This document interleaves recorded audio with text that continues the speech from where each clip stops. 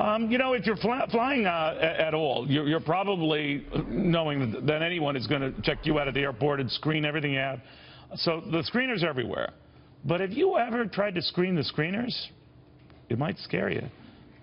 In fact, it'll scare you a lot when you listen to this guy, Tom Blank, the former Deputy TSA Administrator. Tom, it sounds to me that only a few airports in this country are up to snuff, or at least make sure that their people are up to snuff. What's going on?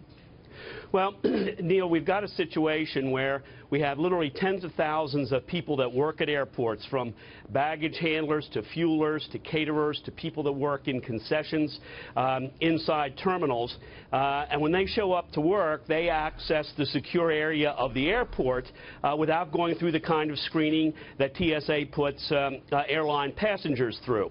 This is a clear security gap and has been exposed earlier this year with the conspiracy to smuggle guns from Atlanta using a legitimate passenger who was carrying guns that were smuggled to him by a baggage handler. And for many years, this has been known as a potential security gap and is really one that the airports, TSA, and the airlines need to figure out how they're going to close. You know what I always worry about, Tom, and maybe we've gotten into this before, that, you know, really heinous attacks oftentimes get a little help from the inside.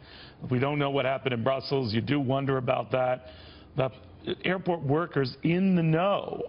How real a threat is that? I think it's a significant threat. Now, to be fair, these are people who have been subjected to criminal history records checks.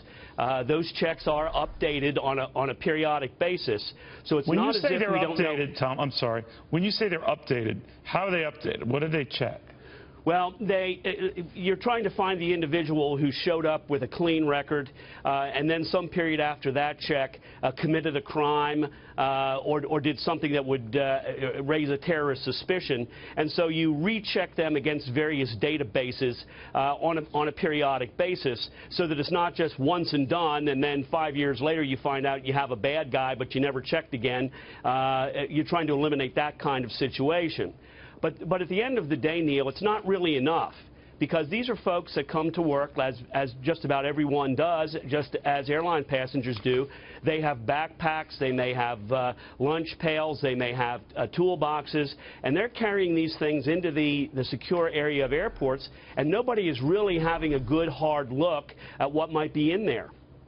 Scary stuff. Tom Blank, thank you very much. I think we should all be aware.